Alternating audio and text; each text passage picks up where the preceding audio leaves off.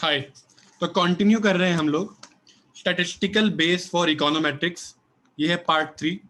Part 1 और part 2 का link आपको डिस्क्रिप्शन बॉक्स में मिल जाएगा अगर आपने वो नहीं देखी है तो। ठीक है, इस वीडियो में बात करने वाला हूँ कंडीशनल एक्सपेक्टेशन और कंडीशनल वेरिएंस की।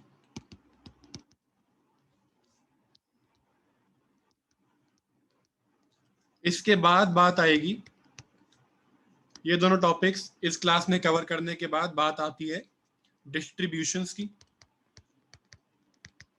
Specially from the point of view of econometrics. Econometrics के पॉइंट ऑफ व्यू से हमें normal, standard normal, F distribution, T distribution और काय स्क्वायर डिस्ट्रीब्यूशन की जरूरत पड़ेगी। ठीक है, जो हम डिस्कस करेंगे लाइव क्लास में। लाइव क्लास के बारे में मैं आपको बता देता हूं।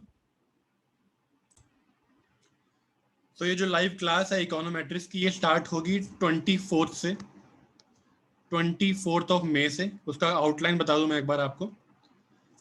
तो ये जो टॉपिक्स हैं, रैंडम वेरिएबल्स, एक्सपेक्टेशंस, वेरिएंस, ये सब हम लोग कवर कर चुके हैं अभी स्टैटिस्टिकल बेस फॉर इकोनोमेट्रिक्स के अंडर। ठीक है, आज हम पढ़ेंगे कंडीशनल एक्सपेक्टेशन और conditional variance, normal, T distribution, car distribution और एफ डिस्ट्रीब्यूशन, क्योंकि ये इंपॉर्टेंट टॉपिक्स हैं, समझने के लिए जरूरी है। तो ये मैं लाइव क्लास में कवर करूंगा ताकि अगर आपको कोई डाउट भी हो तो आप वहीं की वहीं मेरे साथ क्लियर कर लें। उसके अलावा sampling, linear regression models, multiple regression, functional forms, dummy variables, फिर ये 3 इंपॉर्टेंट टॉपिक हैं हमारे, मल्टी कोलिनैरिटी, हेट्रोस्केडास्टिसिटी, ऑटो कोरिलेशन और फिर आती है बात स्पेसिफिकेशन एरर की। ये जो कोर्स है it is from the point of view of MA economics entrance. ठीक है, एंट्रेंस के पॉइंट ऑफ व्यू से इवन अगर आप अंडर ग्रेड में भी हो तो भी आपके लिए ये कोर्स काम का होगा, लेकिन इसमें जो क्वेश्चन डिस्कस करे जाएंगे वो मोस्टली एंट्रेंसेस के होंगे। बुक्स में आप रेफर कर सकते हो दामोदर गुजराती या फिर वोलरिज। ठीक है, गुजराती को मेन टेक्स्ट लेकर चलना। और प्री रिक्विजिट्स हैं ये जो स्टैटिस्टिकल बेस फॉर इकोनोमेट्रिक्स है, क्योंकि अगर आपकी स्टैट्स ठीक नहीं है, जो मैं स्पेशली जो मैंने टॉपिक्स कवर करे हैं वो आपको नहीं आते हैं, तो फिर आपको इकोनोमेट्रिक्स भी समझ में नहीं आएगी। तो उसके लिए मैंने प्लेलिस्ट अटैच का लिंक यहाँ पे डाल दिया है। ये वही वीडियोस हैं जो मैं पिछले कुछ दिनों से आपके साथ डिस्कस कर रहा हूँ। इसके अलावा आपको जरूरत पड़ेगी इंटरनेट, स्टेबल इंटरनेट कनेक्शन की, क्योंकि क्लासेस लाइव है। बट अगर आप नहीं भी कर पाते हो, अटेंड नहीं कर पा रहे या किसी वजह से कोई प्रॉब्लम आ गई है, तो आपको रिकॉर्डिंग्स मिल जाएंगी, उसकी प्रॉब्लम नहीं होगी आपको। ठीक है, क्लास लेने के लिए रजिस्ट्रेशन फॉर्म है, मैंने यहाँ पर अटैच किया हुआ है और इसका लिंक आपको डिस्क्रिप्शन में भी मिल जाएगा। और ये जो कोर्स आउटलाइन है इसका भी लिंक आपको डिस्क्रिप्शन में मिल जाएगा। आप रजिस्टर करोगे, यहाँ पर बेसिक कॉन्टैक्ट इन्फॉर्मेशन आपको देनी है, फिर मैं आपको सारी डिटेल्स कोर्स की भेज दूंगा। ठीक है, तो क्लासेस होंगी, ये लाइव लेक्चर है सभी। ठीक है, मंडेज, वेंसडेज, फ्राइडेज और संडेज को होंगी, यानी वीक में 4 दिन, हर 4 दिन 10 AM पर। ओके, हर क्लास 1 से सवा घंटे की होगी और कोई भी क्लास रह जाए तो आपको रिकॉर्डिंग्स तो मिल ही जाएंगी। पास्ट ईयर क्वेश्चंस हम डिस्कस करेंगे, मैं आपको असाइनमेंट प्रोवाइड करूंगा। कोई भी डाउट हो आपको, क्लास में डाउट है तो उसी टाइम पूछ सकते हो, अलग से भी कुछ पूछना है तो ऑनलाइन प्लेटफॉर्म पर आप मुझसे पूछ सकते हो। ठीक है, चलिए वापस कंटिन्यू करते हैं स्टैटिस्टिकल बेस के साथ। तो हम बात कर रहे हैं कंडीशनल एक्सपेक्टेशन की, यानी अगर मुझे निकालना है conditional expectation of Y, expectation of Y conditional upon some value of X. पहले इसका मतलब समझते हैं। ठीक है, पहले हम क्या निकाल रहे थे, एक्सपेक्टेशन ऑफ वाई। ठीक है, अब क्या हो रहा है, अब आपके पास एक नई इंफॉर्मेशन आई है कि आपको पता चला कि x जो है वो कोई वैल्यू ले रहा है, स्मॉल x।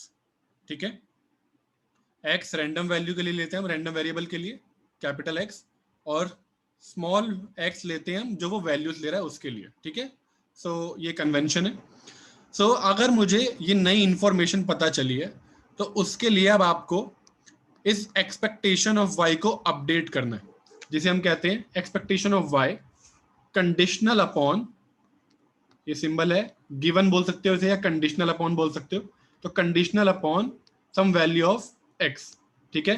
तो अब मैं जो ये अपनी एक्सपेक्टेशन ऑफ वाई अपडेट करनी, तो पहले एक्सपेक्टेशन ऑफ वाई क्या था, summation Y F of Y, ठीक है, जो भी वो वैल्यू ले रहा है इनटू उसके होने की probability for all values of Y, आप इन सबको सम कर देते थे। अब भी होगा वही, ठीक है, अब भी होगा वही। अब क्या है, summation Y F of Y equal to Y, लेकिन अब आपकी प्रोबेबिलिटीज भी अपडेट हो जाएंगी कि given the value of some X, अब ये सेम वैल्यू जो y थी, अब उसके होने की प्रोबेबिलिटी क्या है। अगर आपको पता है कि x वैल्यू ले रहा है ये स्मॉल x, तब आपकी y के होने की प्रोबेबिलिटी क्या हो जाएगी, ठीक है। तो इस चीज को हमें इनकॉर्पोरेट करना पड़ेगा। तो given x equal to x, तो आपकी जो प्रोबेबिलिटीज हैं वो अपडेट हो गई हैं, ठीक है। तो for all the values of x, sorry for all the values of y, similarly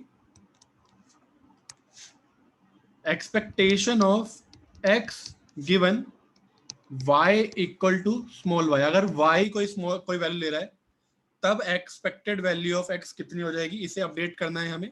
तो ये हो जाएगा समेशन x, पहले के साथ था, पहले हम लिखते थे x एफ एक्स, अब हो जाएगा ये x एफ x की जो वैल्यू तो है ही, लेकिन उसे मुझे इस प्रोबेबिलिटी को अपडेट करना पड़ेगा for a given value of y, ठीक है। हम किसकी एक्सपेक्टेशन निकाल रहे हैं, x की, तो for all the values of x, x जो भी वैल्यूज ले सकता है उसके लिए, ओके। इसे थोड़ा समझते हैं एग्जांपल्स के साथ। एक टेबल बनाता हूं मैं, यहां है x की वैल्यूज और नीचे है y की वैल्यूज।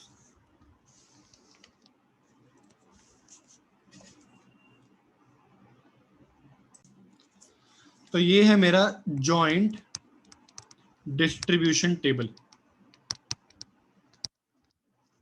ओके। तो यहां पर x वैल्यूज ले सकता है 0, 1 और 2, ये तीन वैल्यूज ले रहा है। सिमिलरली y भी वैल्यू ले सकता है 0, 1 और 2। तो यहाँ पर ये जो वैल्यू है 16/36, ये क्या बता रहा है कि जब x है 0 और y है 0, x और y जब दोनों 0 हैं, तब इस चीज की प्रोबेबिलिटी है 16/36। आपने पढ़ा होगा इंटरसेक्शन, तो ये वही है probability of x equal to 0 intersection y equal to 0, ठीक है। तो वो वैल्यू है 16/36। इसका एक और सिंबल भी है, probability of x equal to 0 comma y equal to 0, ठीक है। कॉमा लगाओ या फिर ये जो इंटरसेक्शन का सिंबल है ये लगाओ, okay. Similarly probability x equal to 1 और y equal to 0, x equal to 1 y equal to 0, तो ये वैल्यू है 8/36, ठीक है। तो ये वैल्यू आएगी इक्वल टू 8/36, ठीक है। तो आपको समझ में आ गया होगा यहाँ क्या चल रहा है। तो ये सारी, ये जितनी भी ये वैल्यूज हैं, ये इंटरसेक्शन वाली वैल्यूज हैं। जब x इक्वल टू 0 होगा, y इक्वल टू 0 होगा, x इक्वल टू 1 होगा, y इक्वल टू 0 होगा, ये वाली वैल्यू है जब x इक्वल टू 2 है और y इक्वल टू 0 है। जब x 2 और y 0, तब प्रोबेबिलिटी है 1/36। अब इसका यूज करके मैं निकाल सकता हूं which is something called marginal probabilities, ठीक है।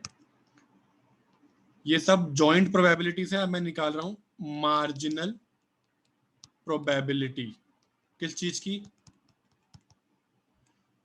तो यहां पर y की वैल्यूज हैं, तो मैं यहां निकाल सकता हूं मार्जिनल प्रोबेबिलिटी ऑफ y।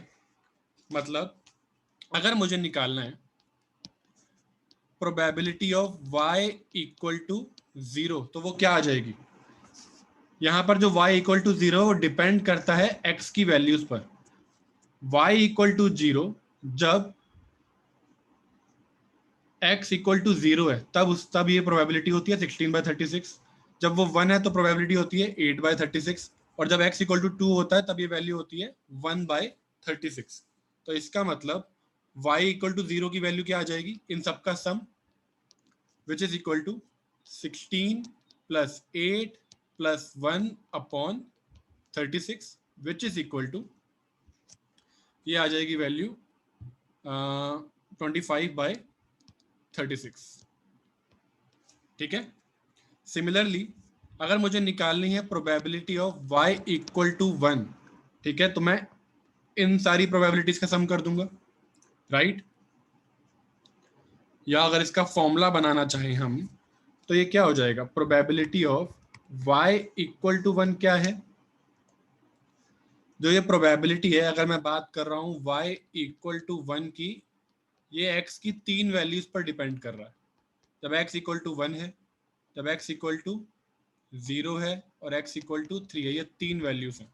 ठीक है, तो इसे मैं लिख सकता हूँ probability of y equal to 1 comma x equal to 0 plus probability of y equal to 1 comma x equal to 1।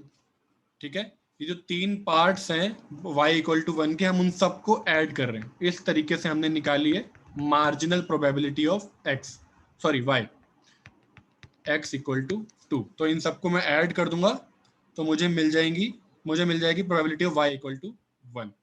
ठीक है, तो इसी फॉर्मूले का यूज कर रहा हूं मैंने यहाँ भी यही किया है, अब भी यही कर रहा हूँ मैं, बस आपको लॉजिक बता रहा था कि यहाँ चल क्या रहा है। तो 8 plus 2 plus 0 upon 36 which is equal to 10/36। ठीक है, तो जल्दी से टेबल फिल कर देते हैं। तो y इक्वल टू 2 के लिए हो जाएगा 1/36 प्लस 0 तो 1/36। Similarly bye the same logic मैं निकाल सकता हूं मार्जिनल प्रोबेबिलिटी ऑफ x, है ना। तो यहाँ probability of x equal to 0 क्या हो जाएगा, वो हो जाएगा इन सब का सम, राइट। ये भी क्या है 16 प्लस 8 प्लस 1/36, तो ये भी आ गया 25/36। Probability of x equal to 1 क्या आ जाएगा by the same logic, 8 plus 2 10/36, और ये आ जाएगा probability of x equal to 2, ठीक है, इन सब का सम विच इज 1/36। ठीक है, और हमें ये भी पता है एक तो सारी probabilities more than equal to 0 होनी चाहिए, जो कि ठीक है। इसके अलावा प्रोबेबिलिटीज का जो सम है वो 1 होना चाहिए। चेक कर लेते हैं। 25 प्लस 10 35 प्लस 1 36, तो 36/36। यहां से मुझे प्रोबेबिलिटीज का सम मिल गया 36/36। और अगर यहां से भी चेक करें मार्जिनल प्रोबेबिलिटीज फॉर y के लिए भी, तो 25/36 प्लस 10/36 प्लस 1/36, तो ये भी आ रहा है 1। ठीक है, तो प्रोबेबिलिटीज का सम 1 है, तो ये एक वैलिड डिस्ट्रीब्यूशन टेबल है। ऑलराइट, सारी प्रोबेबिलिटीज का सम आपको 1 मिल रहा है। ठीक है, इस टेबल पर बेस्ड कुछ क्वेश्चन करेंगे तो आपको, ताकि आपको और चीजें क्लियर हो जाए। तो पहला क्वेश्चन है, आपको निकालना है conditional expectation of y given x equal to 0, यानी आपको अपडेटेड एक्सपेक्टेशन ऑफ y निकालना है, और आपको ये पता चल चुका है कि x की वैल्यू 0 है। ठीक है, यानी मुझे ये बात पता चल चुकी है कि x तो इक्वल टू 0 है। अब तो यानी पहले y, ये सारी जो डिस्ट्रीब्यूशन में टेबल्स हैं इन सबको आप कंसिडर करते, लेकिन अब आपको जो नई इंफॉर्मेशन मिली है कि x इक्वल टू 0 है, तो आपको आगे की कुछ भी देखने की जरूरत नहीं है। अब सिंपली बात इतनी है कि आप सिर्फ और सिर्फ इस कॉलम पे फोकस करोगे। क्यों? क्योंकि आपको पता चल चुका है कि x तो इक्वल टू 0 है, इतनी इंफॉर्मेशन आपके पास आ चुकी है। ठीक है, फॉर्मूला क्या था इसका, it is equal to summation y, probabilities update होंगी, f of y equal to y given x equal to 0 for all the values of y। ठीक है, तो y क्या क्या वैल्यूज लेगा, ठीक है, इनटू उसके होने की प्रोबेबिलिटी, और वो प्रोबेबिलिटी भी कैसी कि गिवन x इक्वल टू 0 है। तो y वैल्यूज लेता है 0, 1 और 2। तो वो तो मैं लिखना स्टार्ट कर देता हूँ। इस y की जगह पहले आ जाएगा 0 प्लस फिर वैल्यू आ जाएगी 1 प्लस फिर वैल्यू आ जाएगी 2। ये 3 वैल्यूज y लेता है इनटू इनकी रिस्पेक्टिव प्रोबेबिलिटीज। वो क्या है, यानी f ऑफ कि y वैल्यू लेगा 0, ठीक है, गिवन x क्या क्या वैल्यू ले रहा है, x वैल्यू ले रहा है 0, तो given x equal to 0 plus 1 into f probability की y वैल्यू ले रहा है 1, ठीक है, 1 इंटू प्रोबेबिलिटी की y वैल्यू ले रहा है 1 गिवन x इक्वल टू 0। आप अपनी प्रोबेबिलिटीज को अपडेट कर रहे हो, प्लस 2 इंटू यानी y वैल्यू ले रहा है 2 इंटू प्रोबेबिलिटी की y वैल्यू लेगा 2 गिवन कि x इक्वल टू है 0। ठीक है, ये वैल्यूज मुझे अब निकालनी पड़ेंगी। ओके, सो अगर आपको कंडीशनल प्रोबेबिलिटीज का फॉर्मूला याद हो, probability of a given b equal to होता है probability of a intersection b upon probability of b। ठीक है, याद है? तो अब इसी का यूज करूंगा मैं, तो ये आ जाएगा 0 इंटू, ये 0 है लेकिन आगे मैं इसको सॉल्व कर रहा हूँ जस्ट बिकॉज आपको, क्योंकि हम पहली बार कर रहे हैं ये चीज तो आपको समझ में आ जाए। तो 0 into A intersection, A given B निकालना है आपको, तो इंटरसेक्शन निकालेंगे F of y equal to 0, intersection या कॉमा लगा सकते हो, x equal to 0 upon F of x equal to 0। ठीक है, यहाँ जो b है वो x समझो, जो a है वो y समझो, तो आपको पता लग जाएगा ये फॉर्मूला कैसे बना। प्लस 1 इंटू, इसकी बात हो रही है, अब इसको भी, इस फॉर्मूले को भी खोलते हैं, क्योंकि मेरे पास इंटरसेक्शन वाली वैल्यूज हैं। ये जो टेबल है ये सारी इंटरसेक्शन वाली वैल्यूज दे रहा है मुझे, तो इसीलिए मैं इस फॉर्मूले को इस तरीके से ओपन कर रहा हूं ताकि मैं उन वैल्यूज को यूज कर पाऊं। तो एफ ऑफ, यहां पे हम बात कर रहे हैं y equal to 1 x equal to 0 की, तो y equal to 1 comma x equal to 0 upon F of x equal to 0 plus 2 into F of y equal to 2 comma x equal to 0 upon probability of x equal to 0। ये है marginal, x equal to जो 0 है ये है marginal probability किसकी, x equal to 0 की।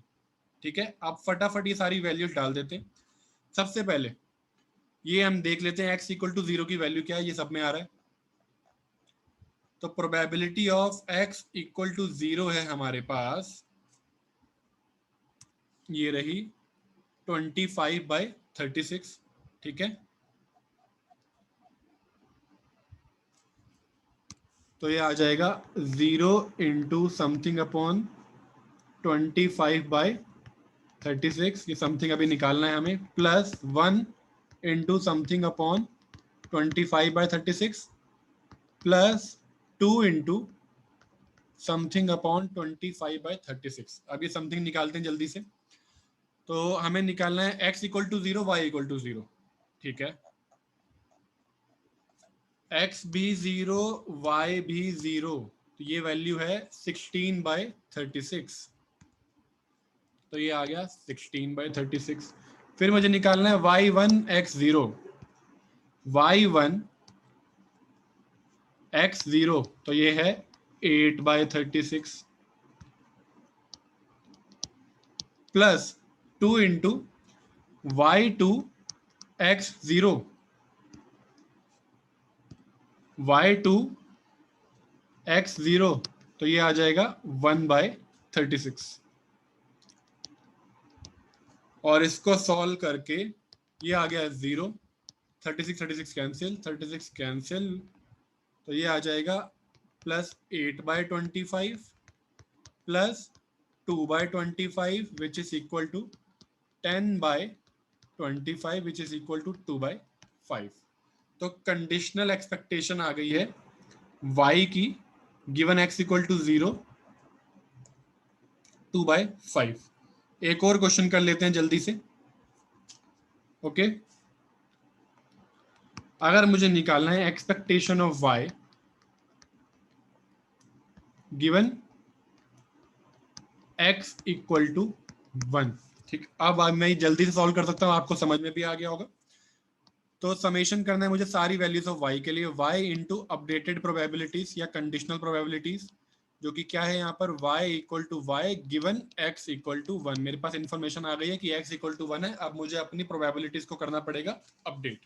Okay, मुझे याद है y वैल्यू लगता है 0 या 1 या 2। मुझे अब निकालनी है प्रोबेबिलिटीज क्या क्या, कि y वैल्यू लेगा 0, ठीक है, गिवन x है 1, इनटू y वैल्यू ले रहा है 1, x इक्वल टू 1 तो चल ही रहा है क्योंकि वो फिक्स हो चुका है, मुझे पता लग चुका है कि x तो 1 है, इनटू 2, तो प्लस 2 इंटू एफ ऑफ कि y वैल्यू ले रहा है 2 गिवन x इक्वल टू है 1 के, ठीक है। ये 0 है, प्लस ये आ जाएगा कंडीशनल प्रोबेबिलिटी है, तो ये आ गया y equal to 1 intersection x equal to 1, ठीक है, सिंबल कोई भी लो फर्क नहीं पड़ता, upon F of x equal to 1, plus 2 into probability y equal to 2 intersection x equal to 1 upon probability of x equal to 1, F of x equal to 1,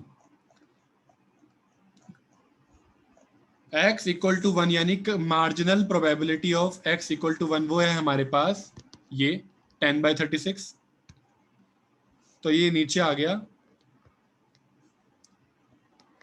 10/36 plus 2 into ये नीचे आ गया 10/36, ऊपर वैल्यू है y भी 1 x भी 1, ठीक है, ये निकालना है मुझे y भी 1 x भी 1, तो y1 ये रहा, x1 ये रहा, वैल्यू आ गई 2/36, ठीक है। इस बार जो कंडीशनल निकालनी है वो x इक्वल टू 1 पर निकालनी है, तो मैं सिर्फ इस कॉलम पे ध्यान दूंगा, तो ये वैल्यू आ गई 2/36, ठीक है। और अगली वैल्यू है जब y2 है x1 है तब वैल्यू है 0, तो 2/36 और 0, तो ये वैल्यू आ गई 2/36 और ये वैल्यू है 0, ये मैं पहले देख कर आ गया हूँ, विच इज इक्वल टू 36 से 36 कैंसिल, ओके, तो ये वैल्यू आ गई 2/10, ये है 0, ये भी 0, तो 2/10 विच इज इक्वल टू 1/5, ठीक है। अब आपको समझ में आ गया होगा, ओके। एक क्वेश्चन मैं आपकी प्रैक्टिस के लिए दे रहा हूं, सी पार्ट, सी है 3 है, क्या लिया है मैंने, हाँ सी, तो सी पार्ट है expectation of y given x equal to 2, ये आप कैलकुलेट करो, और इसका आंसर मैं बता देता हूं आपको, आंसर है इसका 0, चेक करना, टेबल आपके पास है, वैल्यूज आपके पास है, आप ये इजीली कैलकुलेट कर सकते हो। अब हम चलते हैं कंडीशनल वेरिएंस की तरफ, कंडीशनल वेरिएंस, तो यहां पर भी आपको वेरिएंस को करना पड़ेगा अपडेट, है ना। तो वेरिएंस अगर मुझे निकालना है y का, मुझे पता लगा है कि x वैल्यू ले रहा है x, पहले वेरिएंस का फॉर्मूला क्या होता था, पहले था वेरिएंस ऑफ y क्या था, expectation of y square minus expectation of y का होल स्क्वायर, ठीक है। यहाँ पे एक्सपेक्टेशन लगा हुआ है, तो ऑब्वियसली मुझे इन एक्सपेक्टेशंस जैसे, तो कंडीशनल वेरिएंस में फिर यूज होगा कंडीशनल एक्सपेक्टेशन का, ठीक है। अगर मैं वेरिएंस ऑफ y निकालना चाह रहा हूं और उसमें यूज होता था एक्सपेक्टेशन ऑफ y का या y स्क्वायर का, तो ऑब्वियसली अब ये एक्सपेक्टेशंस भी कंडीशनल एक्सपेक्टेशंस निकलेंगी, राइट। तो ये हो जाएगा एक्सपेक्टेशन ऑफ y स्क्वायर, वही है एक्सपेक्टेशन ऑफ y स्क्वायर, लेकिन मुझे क्या पता चला है कि x इक्वल टू है small x, minus expectation of y, वही है, लेकिन अब मुझे साथ में इंफॉर्मेशन ये अपडेट करनी पड़ेगी कि x इक्वल टू है x, इस चीज का स्क्वायर, ठीक है। क्वेश्चन करते हैं, सब समझ में आ जाएगा आपको। ए पार्ट, हमें निकालना है variance of y given x equal to 0। Okay, formula use करते हैं। तो it is equal to expectation of Y square given x equal to 0 minus expectation of y given x equal to 0 का whole square. ठीक है, अगर आपको याद हो ये चीज हम निकाल चुके हैं, expectation of y given x equal to 0। देखो ये रहा expectation of y given x equal to 0। आप इस तरीके से निकालोगे, जो कि हम निकाल चुके हैं, और ये वैल्यू हमारी आई थी 2/5, राइट। तो ये वाली वैल्यू तो आ गई 2/5 और उस पर लग जाएगा स्क्वायर। ठीक है, अब मुझे निकालना है expectation of Y square given X equal to 0। Okay, तो निकालते हैं expectation of Y square given X equal to 0। ये क्या आ जाएगा, जब ये y था तब चल रहा था समेशन y पर, अब हो जाएगा समेशन वाई स्क्वायर पर। प्रोबेबिलिटीज करनी पड़ेंगी अपडेट। तो वाई स्क्वायर जो भी वैल्यू ले रहा है वो आ कहाँ से रही है, वो वाई से ही आ रही है। ठीक है, तो ये बात हम पिछली क्लास में भी कर चुके हैं कि प्रोबेबिलिटी में वाई स्क्वायर डालने की जरूरत आपको नहीं पड़ेगी, वो प्रोबेबिलिटी वाई से ही निकल जाएगी। क्यों, अगर किसी कोई वैल्यू है y इक्वल टू 1, इस चीज की प्रोबेबिलिटी आ रही है 2/5। ठीक है, वैल्यू चल रही है y की 0, 1 और 2। ठीक है, और प्रोबेबिलिटी आपने इनकी रिस्पेक्टिव निकाली हुई है, यहाँ पर आ गई 2/5। तो ऑब्वियसली जब मैं बात करूंगा, मान लो ये आ गई 1/5, 2/5, 2/5, टोटल आ गया 1। ठीक है, ये चल रहा है। तो जब मैं ले रहा हूँ वाई स्क्वायर, तो वाई स्क्वायर क्या हो जाएगा, 0 का स्क्वायर 0, 1 का स्क्वायर 1, 2 का स्क्वायर 4। ठीक है, तो इनकी भी जो प्रोबेबिलिटीज हैं वो वही हैं। ठीक है, तो मुझे अपनी प्रोबेबिलिटी में यहाँ y की जगह वाई स्क्वायर लगाने की जरूरत नहीं है, प्रोबेबिलिटीज वही रहेंगी। ठीक है, तो इस बात को समझना और आगे देखो। अब तो मुझे अब इसे अपडेट करना है x इक्वल टू 0 के लिए। तो f of y equal to Y given x equal to 0। ठीक है, बस किस में चेंज आया है आपने देखा, यहाँ पर 4 हो जाता है। तो यहाँ पर 0 या 1 की जगह कोई और नंबर्स होते तो स्क्वायर करने पर वो नंबर चेंज होते, तो सिर्फ यहाँ पर चेंज आ रहा है, प्रोबेबिलिटीज में कोई चेंज नहीं आ रहा। ठीक है, तो विच इज इक्वल टू, यहाँ पर y वैल्यूज ले रहा है 0, 1 और 2, तो y स्क्वायर वैल्यूज लेगा 0, 1 और 4। तो 0 into F of y equal to 0 given x equal to 0 plus y लेते हैं वैल्यू 1 इंटू उसके होने की probability y equal to 1 given x equal to 0 plus y लेता है value 2 into conditional probability y equal to 2 given x equal to 0 which is equal to 0 plus 1 into y1 x 0। तो ये आ जाएगा f of y1 x 0 इनका intersection divided by marginal probability of x equal to 0 plus 2 into F of y2 intersection x 0 divided by F of x equal to 0। ठीक है, जल्दी से ये वैल्यूज डाल देते हैं। तो टेबल में अगर आप चेक करोगे तो ये वैल्यूज आ रही हैं, देखें y1 x 0, तो y1 x 0, तो ये वैल्यू आ गई 8/36। सिमिलरली y2 और x 0 ये वैल्यू है 1/36, तो 8/36 और 1/36। तो ये आ गया 1 इंटू 8/36 प्लस 2 इंटू 1/36 और x इक्वल टू 0 की वैल्यू है 25/36। तो डिवाइडेड बाय 25/36, 25/36, ये marginal probability of x equal to 0। 36 से 36 कैंसिल कैंसिल, तो ये आ गया 8/25 plus 2/25 which is equal to 10/25 which is equal to 2/5। ठीक है, इस वैल्यू को डाल देते हैं। ओके, यहाँ पर स्क्वायर्स लगाने थे तो तो ये वैल्यू है 4। ओके, तो वाई स्क्वायर चल रहा है यहाँ पर, तो 0 का स्क्वायर 0, 1 का स्क्वायर 1 और 2 का स्क्वायर आ जाएगा 4। तो सिमिलरली यहाँ पर वैल्यू हो जाएगी 4, ये भी आ गई 4। तो फाइनली ये वैल्यू है 12/25।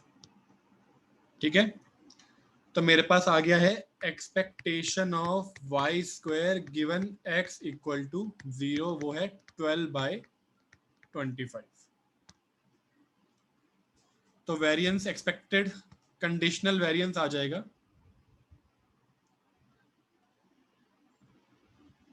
तो कंडीशनल वेरिएंस, ये हमने फॉर्मूला लिखा हुआ था, ये वैल्यू आ चुकी है। तो अब ये आ जाएगा 12/25 माइनस 2/5 का स्क्वायर यानी 4/25 विच इज इक्वल टू 8/25।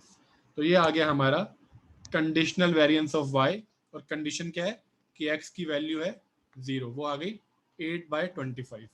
ये हम पहले निकाल चुके थे, उसका यूज किया है, और ये अभी हमने निकाल लिया है। ठीक है, तो सिमिलरली आप प्रैक्टिस करने के लिए निकाल सकते हो variance of y given x equal to 1 और variance of y given x equal to 2। मैं यहाँ खाली y की वैल्यूज इसलिए निकलवा रहा हूँ क्योंकि इकोनोमेट्रिक्स में हम इसी तरीके से इन चीज़ों का यूज़ करेंगे। ओके, तो अब मिलते हैं हम लोग 14 मई को 10 AM पर। ठीक है, लिंक आपको पता रजिस्टर करने के लिए मिल जाएगा आपको डिस्क्रिप्शन बॉक्स में, और कोर्स की आउटलाइन भी। Okay, see you, bye bye.